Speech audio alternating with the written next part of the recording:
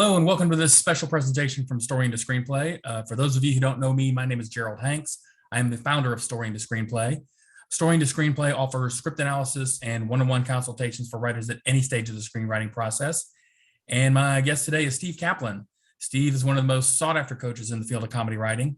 He founded the HBO Workplace and the new HBO New Writers Program. He's worked with companies ranging from DreamWorks to Disney. He has taught writing classes at Yale, NYU, and UCLA. He's also the author of some amazing books on comedy writing, including The Hidden Tools of Comedy and The Serious Business of Being Funny. And today we're going to talk to Steve about his newest book, The Comic Hero's Journey, which I've read and thoroughly enjoyed. Oh, well, thank you. Okay. And Steve, like I said, just want to say thanks for joining me today. Pleased to be here. Okay. And for those people who may not be familiar with your work, can you tell us how you got started in writing comedy? Well, I'm actually a comedy teacher and lecturer and script consultant. Okay. I started as a theater director. Okay. I started this theater in New York called Manhattan Punchline. And a lot of great people came out of Manhattan Punchline, like David Crane, who went on to do a little thing called Friends. Michael Patrick King, who was showrunner of Sex and the City, Oliver Platt, Nathan Lane. So a lot of great people came out of Manhattan Punchline. It was a theater completely devoted to comedy. And when I started it, in the arrogance of youth, I thought I knew everything there was to know about comedy. And after doing it for a couple of years, directing comedies, doing sketch comedy, improv groups, I thought to myself, okay, I don't know everything there is to know about comedy, but I know what's not funny. God damn it. But, the reality is, how does it work? So pretty soon I came up against the idea that something is funny on a Thursday and no longer funny on a Sunday. When you're doing live performances, you're doing a performance of a play and the audience is laughing uproariously on Thursday. And then they're doing the same play and there's no laughter on Sunday. And so I started to wonder, well, what's going on? And what would happen is the actors would come off stage and they would say, what a terrible audience. The only problem with that was that I was in the audience and I wasn't terrible. I thought I was prepared to enjoy the show, even though I'd seen the show before. Maybe I had directed the show. I wasn't going to laugh at all the jokes, but I was still going to enjoy it. But I started to notice something different. On the nights in which the show wasn't clicking, the actors were doing something different. So I started to try to explore that. I was teaching improv classes at the time, and I started to use those classes as a way of experimenting with the mechanics, the physics of comedy. Why, if you do A, does B happen? Why, if you do C, then D happens? And so out of that came a 40-week masterclass in approach to comedy, basically for actors. And then when I moved to Los Angeles, a guy who had been working with Robert McKee came up to me and said, you could do the same thing for comedy, what Robert McKee does for story.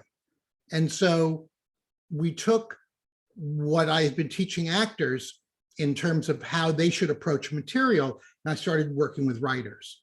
And pretty soon that expanded to working with production companies and going overseas and going to Tel Aviv and Singapore. And out of that, somebody in the 1980s said to me, you should write a book. And so a mere 30 years later, we wrote the first book, The Hidden Tools of Comedy, which is basically what comedy is, how it works, why it works, what's happening when it's not working, and most importantly, what can you do to fix it? So I'm teaching, I've written this book, I'm teaching these workshops, and people are coming up to me and saying, okay, I see how you can do X in this scene and you can make it more comic, or you could do B and you can make it less comic, because sometimes you need something to be less comic. If you're doing a romantic comedy, you want the protagonist, maybe he's a jerk in scene one, But in scene 5, he's got to be romantic. So what do you do? And so we use the tool of the non-hero. A non-hero, somebody who lacks skills. So if Bill Murray in the beginning of Groundhog Day lacks empathy and he's a cynical jerk, comedy. But then when he wants Andy McDowell to fall in love with him, well, you got to give him empathy and kindness and awareness. And so you give a character skills, it creates more of a dramatic moment. If you take skills away from a character, you make more of a comedic moment. Just think of everything with George Costanza, where he knows nothing and he's always confused. That's comedy. So people were saying, well, how can you apply this to a script? And I would be working with writers, and then they would say, but how can you structure it? And a lot of people came up to me and said, well, I use the hero's journey. How does that work in comedy? And that made me start to think, well, what would be different given the template, the paradigm of the hero's journey? What would be different in a comedy than in a drama? And so out of that exploration came this book, The Hero's Journey, which basically is trying to define for basically for feature writers what's different in a comedy and what's the same. Now, I know you've kind of addressed some of this already, but Okay. I said, I know, especially like for aspiring writers, that I know that obviously a lot of writers are familiar with the hero's journey and the structure and, you know, the inciting incident and the midpoint and the finding the elixir and all that. And obviously most writers associate this more with action or drama than comedy. What would you tell aspiring writers who kind of have that mindset? It's like, how would they best apply this structure to writing a comedy? Well, in the comic hero's journey, you have similar to the hero's journey, you have the ordinary world, what we call the normal world. And what's important to know in the normal world, in which everything's set up, the director of the movie The Artist, that silent movie that won the Oscar, I can't remember, it's a long French name. He said that you can introduce a Tyrannosaurus Rex in your movie, dancing a hula, if you do it in the first 7 pages. As long as you do it, as long as you have it in the setup, you can justify anything. But where you get into trouble is when you start throwing stuff in, throwing in the kitchen sink because you think it's a good idea, or wouldn't it be funny if? So the most important thing in a comedy is the beginning. And in a comedy, as opposed to the hero's journey, in the hero's journey, like Luke Skywalker, that's the classic hero's journey movie, right? Luke has greatness within, but he doesn't know it. And then he gets the call, the hologram tells him to go find Obi-Wan Kenobi, who's the mentor. And then the mentor says, let's go fight the rebellion, fight with the rebellion. And he says no, which is refusing the call. Then he goes to Mos Eisley, crossing the threshold. He meets Chewbacca and Han Solo, allies. He meets Darth Vader, enemies. So that's the hero's journey. In the comic hero's journey, you start with a protagonist who not only does not have greatness within, they have, they are as far from greatness as is humanly possible. Your protagonist is broken or missing something, or there's a hole in them. And the important thing in your normal world is your character can't know it. Your character can't know it. If your character is going, things just aren't working out for me, you might be writing a drama. In the beginning of 40-Year-Old Virgin, say, Steve Carell, he's massively frustrated, but he has repressed it, right? And for all he knows, he's living a happy life. He's playing with his action figures. He's playing Halo at night. He's watching Survivor with the old couple who live in the apartment upstairs. He doesn't realize how really miserable he is, what he's missing. He's unaware of it. So in the beginning, your character is unaware of how their life isn't working. To them, their life is working. In Groundhog Day, all Bill Murray wants is he wants to be a weatherman at a bigger television station. He doesn't realize how the life he's leading is shallow and ultimately unfulfilling. To him, it's great. And so you have this normal world in which your protagonist has no or dysfunctional relationships, because the transformative part of comedy is that your character is going to grow into relationships. They're going to get relationships. In the hero's journey, your character has greatness within, right? And your character goes out and heals the world. That's a drama. In a comedy, your character does not have greatness within. And their journey is not to heal the world as much as it is to heal themselves within the world. They might do good. They might make the life better for some people, but for the most part, their transformative arc is to become a more fully actualized human being. So in the beginning, you don't want your characters to be having a happy relationship with a happy girlfriend or a happy wife. So even in a movie like Date Night, where Tina Fey and Steve Carell are married, the marriage is kind of getting stale. It's on the rocks. He rushes home to get to Tina Fey, but he gets there 1 minute too late and she's already in her sweatpants, and nothing's going to happen then. So the action of the protagonist in a comic hero's journey is to transform, and that happens in the next step of the comic hero's journey. What in drama is the inciting incident, in the comic hero's journey, it's what we call WTF, what the fuck. Something happens, something impossible or improbable, and it is a lie. I mean, for the most part, it's always a lie. Can you wake up one day and be 30 years older? No, even though it happens in big. No, it could never happen. Could you wake up the same day and it's the same day over and over again? No, even though that's the premise of Groundhog Day. But in comedies, something impossible happens or improbable.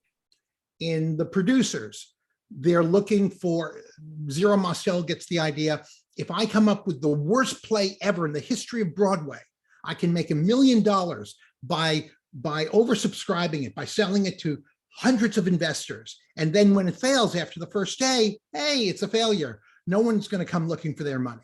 So is that impossible? No, but it's improbable.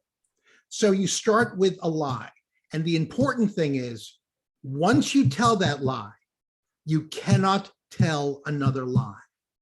There are very few, I can think of almost no comedies in which the lie is introduced and then it's bolstered by yet another lie. In other words, you create a reality and then you destroy that reality to create some other funny thing that happens.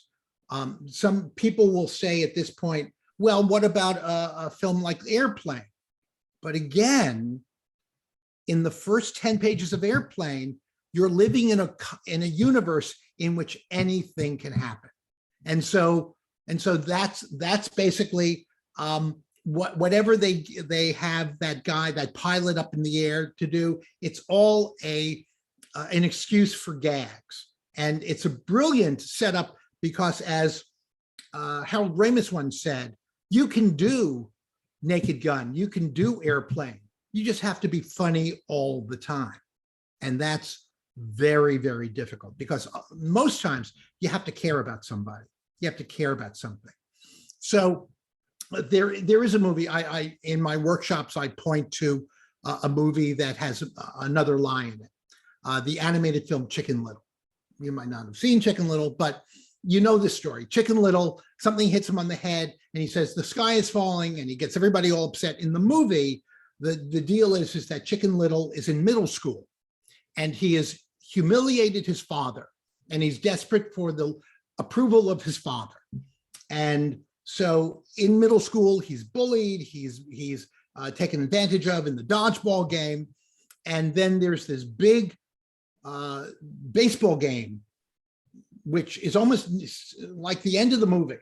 And he wins the game, miraculously he hits a home run. Except, Gerald, that's not the middle of the movie, because the middle of the movie is an alien invasion. So I'm not sure that that's the only reason that Chicken Little is not one of the great Disney movies, but it certainly didn't help. Because what you want is you want to take an improbable or impossible situation married to relatable characters, guided by theme, and then develop your story honestly and organically, guided, propelled by the premise, guided by theme. Now there are themes in dramas, there are themes, and a lot of people think, what do you need a theme in comedy? Well, it's just funny. But I would suggest that theme in comedy is even more important, because if you watch a movie that's just reeling from gag to gag, you're only as good as the last joke. And how hard is that?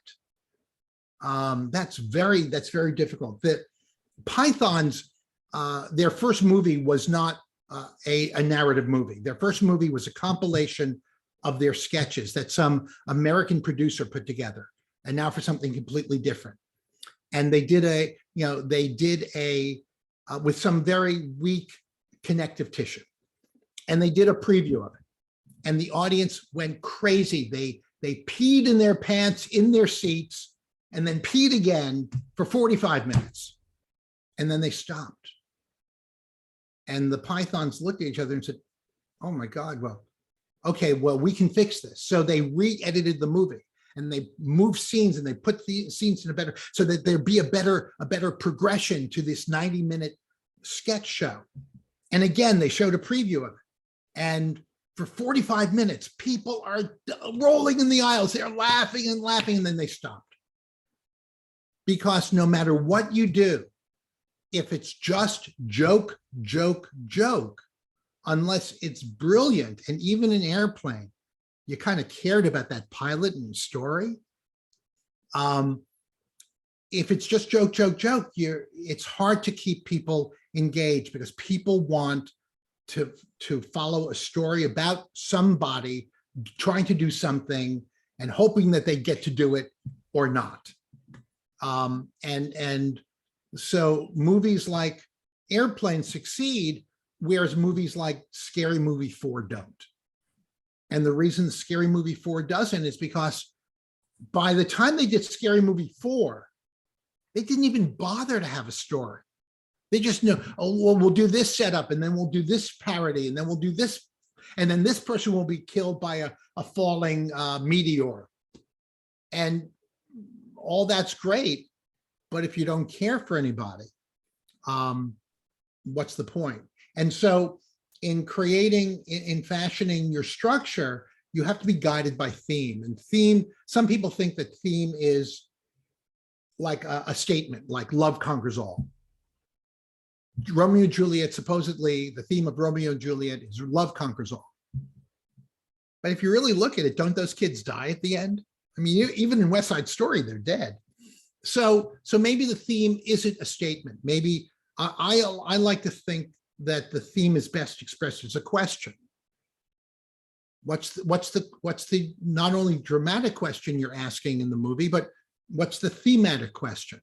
So that in Groundhog Day, the theme is, how can you be a better person in the world?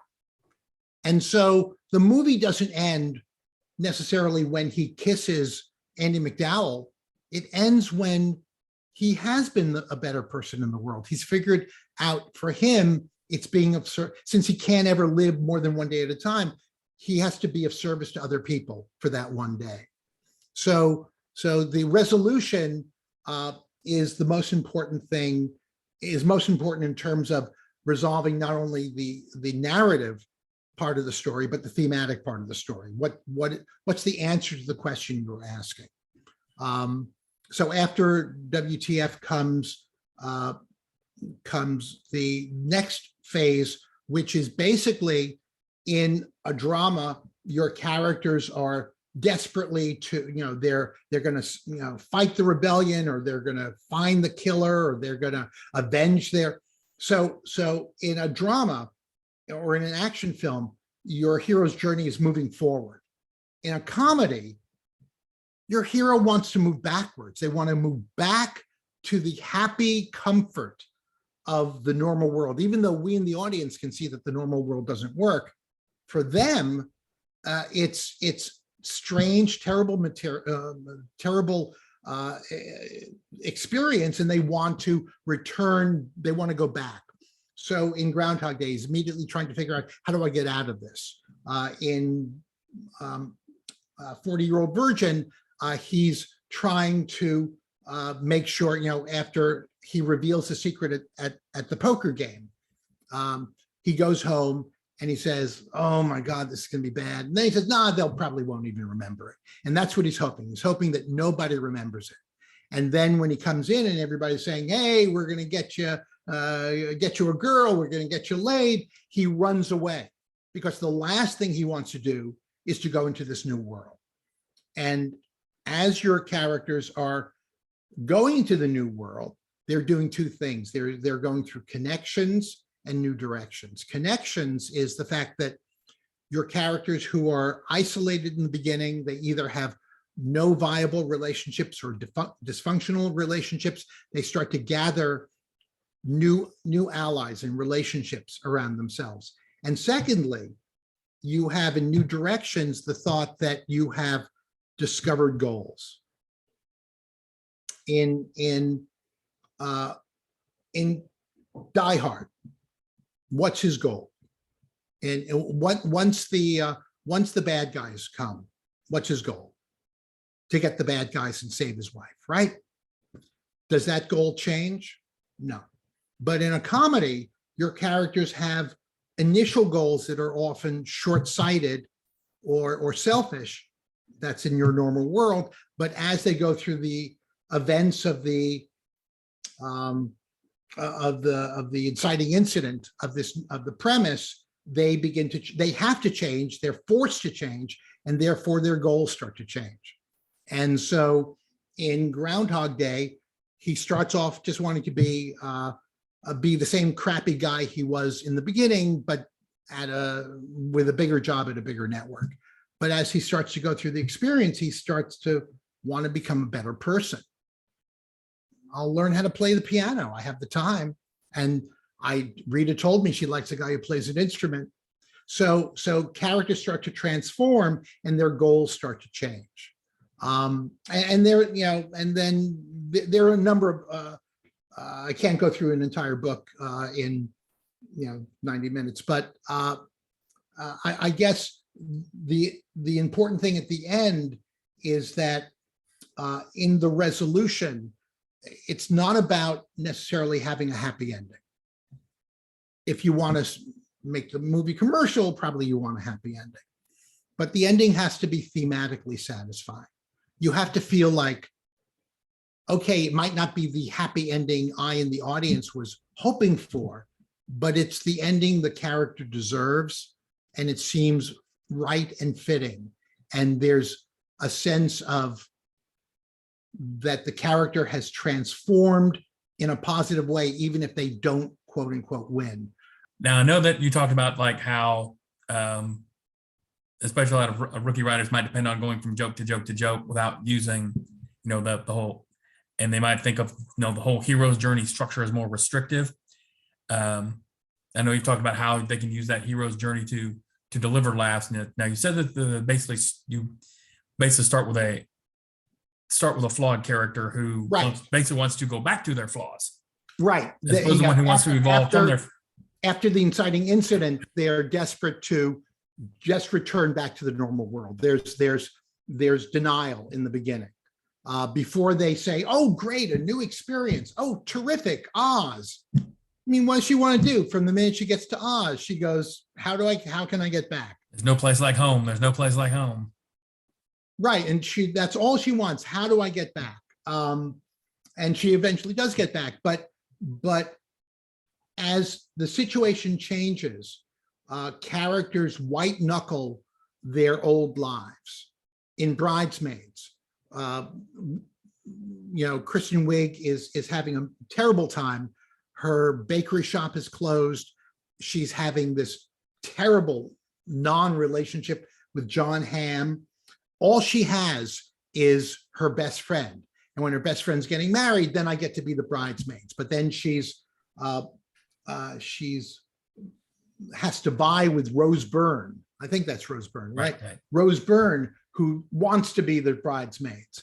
And she can't imagine a world in which she's not the best friend. So that your characters white knuckle their past, and there's a reluctance to move on to the new reality. In Tropic Thunder, because of the terrible advice by Nick Nolte, Steve Coogan decides, let's bring all the actors into the jungle. That'll really get them in the mood to make this Vietnam era film. And he steps on a landmine, he's dead. But Ben Stiller, no, we're still shooting the movie.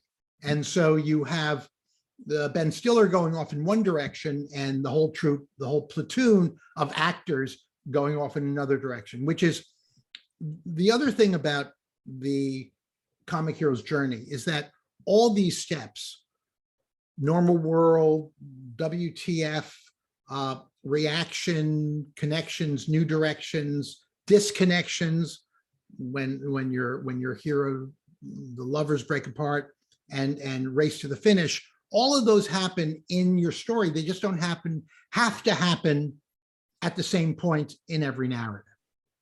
So you all are going to go and cross, meet every station of the cross, as it were.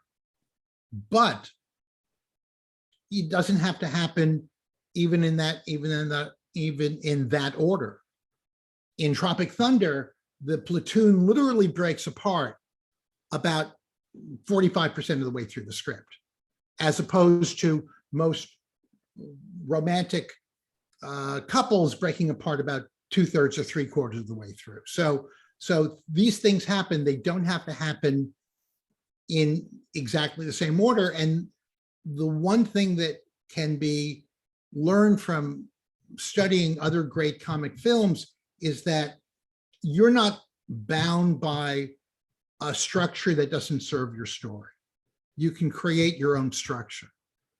The structure of Groundhog Day, for instance, has a long first act. The first act is maybe 25 minutes long before they get to Punxsutawney. He wakes up the next day.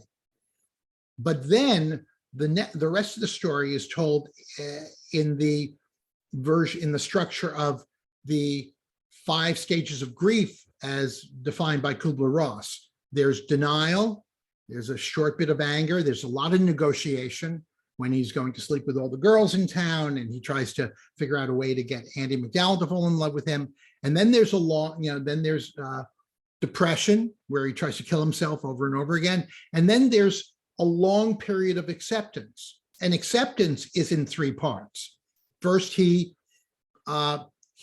figures out to explain successfully what's happening to him, to Andie MacDowell. And then he decides to learn to play the piano. And then there's the old man sequence, in which the old man dies and he desperately tries to make that not happen. And the studio wanted them to cut that out because they thought it was a downer and it's supposed to be a fun, summer movie. But luckily, Harold Ramis stuck to his guns, because it's important to keep that in the movie, because the movie is basically saying he's going through this experience, but he's not God. And then out of that comes the full acceptance, in which he then spends his whole day being of service to others. And the important thing there for a comedy is that even though he is transformed, he lights somebody's cigarette, he gives somebody a Heimlich maneuver, he changes the tires on somebody's car. The important thing to remember is that he's still not a perfect person, that comedy is based on telling the truth about the way people are. And the best example of that in that movie is in that last sequence where he's helping everybody. The first thing he does is he catches a kid who falls out of a tree. The kid falls out of a tree and he's late and he's running. He catches the kid. And if this was a drama, maybe the character would say, now be careful, son. You could get hurt. But what does he say? Bill Murray says, what do you say? What, you have never thanked me. I'll see you again tomorrow, maybe. I mean, because he's still human enough to want to be thanked, even though he's living this impossible supernatural life in which he cannot die. He wakes up, it's the same day all the time. He's still human enough to want to have somebody say thank you to him. And I think that's the important, that's the other important thing in writing a comedy, is to realize you're not making stuff up. You don't need to make stuff up. Just tell the truth about people. I mean, customs change, technology changes, but really, people are not that different. If you read you talk about technology changing, that obviously this book came out in 2018. This is based almost like on the kind of the beginning stages of the popularity of streaming service and just how that exploded. Like Netflix, Hulu, Amazon have just all exploded and basically blown all the broadcasting cable TV channels out of the water.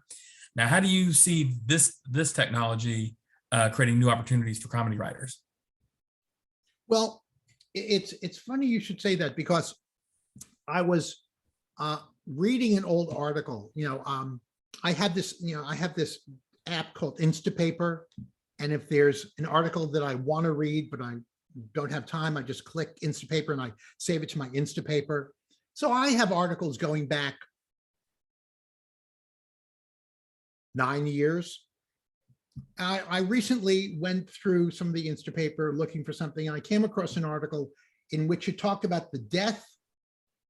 Linda Opes was talking about the death of adult movies. It's all superheroes and action films for kids, and how terrible that was. But that's what streaming is. Streaming has given us back adult fare. Streaming has given us back comedy, because people always say comedy can't travel. You can't do an American comedy and have anybody in France care for it. Except they're wrong. Pixar travels everywhere. One of my favorite sitcoms on Netflix is Call My Agent, which is a French sitcom, or The Bad Cop, which is an Israeli sitcom. So there's all sorts of, streaming has made it possible to not have to direct your artistic output to a mass audience. You can if you want to. Hey, if you got a great story for Iron Man, go for it. I'd love to see it. But Power of the Dog, Lost Daughter, Belfast. I mean, a lot of people on my timeline are complaining, oh, I was bored, I didn't get it. But who cares? Because it's given us more of a rich palette of entertainment, whether it's drama or comedy. I mean, Parasite, for instance. Could Parasite have been a studio film? How? In what universe? And yet, Parasite, which is in and of itself a comedy, a dark, satirical, incisive, bitter comedy, but it's a comedy. And that's what streaming has given us. Streaming has given us the ability to have a universe in which you can have both The Good Place and Insecure, both John Stewart, The Problem with John Stewart, and Angry Black Lady Show. So I'm all for technology. And obviously, one other thing that's changed since the book came out has been the impact of the pandemic on the entertainment industry. And we've obviously already seen a few comedies that have kind of used the pandemic and quarantine and lockdown as the premise for their stories. Now, how do you think the pandemic and hopefully the aftermath coming soon has affected how comedy writers develop their stories and how audiences take comedy? Say, obviously the big thing during the whole lockdown was Ted Lasso. Right. So how do you think that? Well, I mean, would Ted Lasso not have been successful if there wasn't a pandemic? I think because we couldn't go out, we were more dependent on cable and streaming than we were. But I think that the genie's out of the bottle now. I mean, when was the last time you were in a movie theater? Spider-Man No Way Home. Yeah, me too. Yeah. Me too. I will go for something that I cannot appreciate anywhere else but. Right. But the pandemic has shown us that I can have a swell time on my couch watching Ted Lasso. I don't need to be surrounded by 400 people or 1,200 people to laugh. On the other hand, there is something sad about the fact that that's going away, but I think it won't go away forever. And I think, in fact, people's, the benign side of people's complaining about restrictions and the lockdown, the benign side is that, we're not going to, you might not drive your truck and protest in Ottawa, but you want to go out. You desperately want to go out, which means that I was at the theater the other day.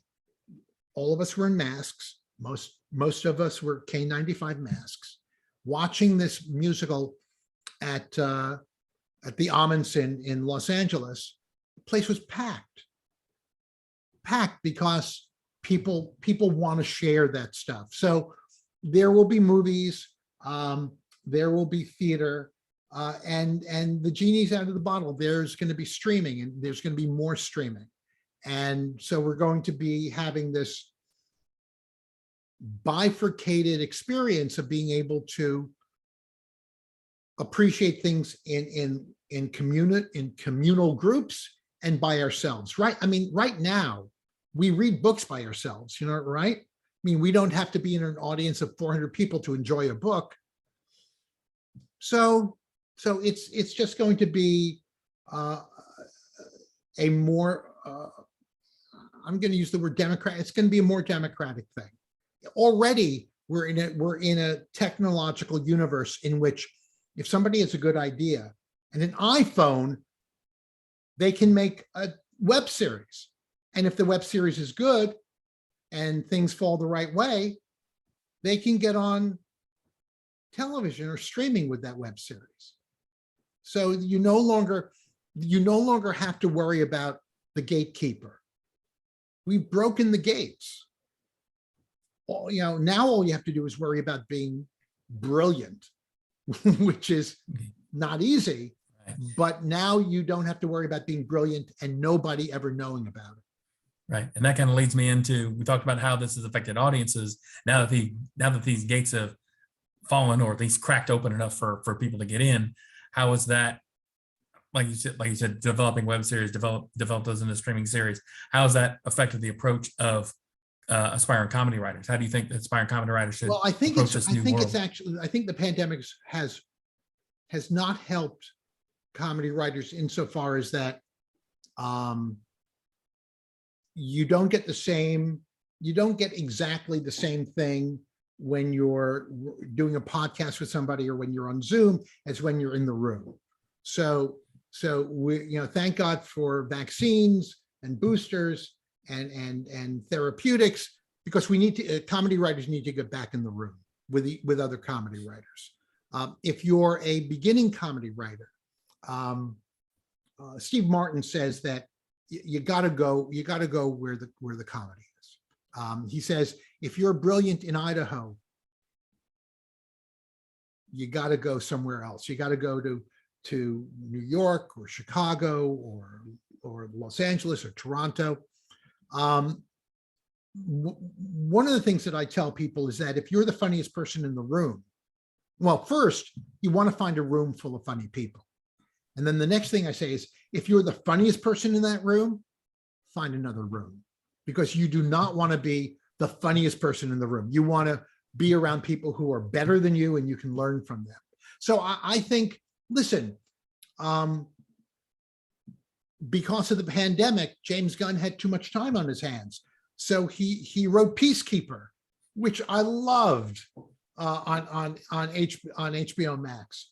A lot of people did things during the pandemic that are brilliant, but now we need to come together again. So I think it's kind of been a mixed bag. Okay. And also, like I said, for aspiring comedy writers, let's say if they're looking for a coach, say such as yourself, or if they might be looking for somebody more local, by somebody a little bit more accessible. I'm local. I'm right here on Zoom. You couldn't be more local than this. You're right here in my office. That's true. That's true. I have a Superman poster back there. You know I'm cool. I see the Superman poster. I see the Batman statue. So obviously you know your hero's journey one side. I am a comic book nerd. That's right. Same here. But as far as people who might be looking for a coach, what kind of advice would you give them on what they should look for in somebody to work with? Well, it depends. Do you want to do stand-up? Do you want to do sketch writing? Do you want to write a feature? What I would say is that you want to do as much on your own as possible, and then you want to bring it to somebody. If you want to bring it to somebody at a point in which you've taken it as far as you can go, as opposed to, I have an idea, now help me. Because anybody who's reputable and worth their salt is going to say, well, what's the next thing you want your characters to do? What's the, so you want to do some of that work. You want to do a lot of that work yourself. Now, a lot of people, a lot of my friends who are stand-ups who moved out to Los Angeles to become writers on sitcoms, what they did was they got together and formed writers groups, and they would bring in pages and read the pages to each other. Now, if you have a group like that can be helpful, well, then they're your consultants, or they're your coaches. But it's when you've gotten it as far as you can, and you need somebody to help you see what you're not seeing and take it to the next level. I think what I do more than anything else is I ask questions. So rather than saying, why don't you bring in a dwarf here on page 3, or why can't this character be an albino? I mean, when people who do that are really writing their own scripts at the expense of somebody else. More important is asking the questions. And so letting the writer come up with their own answers, because ultimately it's got to be the writer's point of view. All fiction is autobiography. All fiction is autobiography. So you're just trying, as a consultant, I'm just trying to get the writer to write their best story as honestly as they can. And my experience is that if you're writing honestly about yourself and about the people that you know, comedy will occur. Right. You talk about how all writing is autobiographical. Right. I guess my approach when I work with clients is all writing is basically therapy. Which is, yeah, exactly. You're working something out based on who you are, right? And how you see the world. Okay. Well, I just want to say it's been a great honor and a pleasure to talk to you today. No, the honor is all mine. Everyone runs out and get this wonderful book, which is a lot of fun to read. And But don't forget the first book, which is also good. that too. Also get. I don't have the other ones at hand right now. The hidden tool. This is It's just the one I with have the handy. banana in the background. The hidden tools of comedy. You got the hidden tools of comedy. You got the serious business of being funny, and you've got especially this wonderful book especially for writers who are already familiar with the hero's journey structure and who want to be able to apply it to a comedy. Then this is the way to go. And I want to thank you so much for talking to me today. And My I pleasure. appreciate it.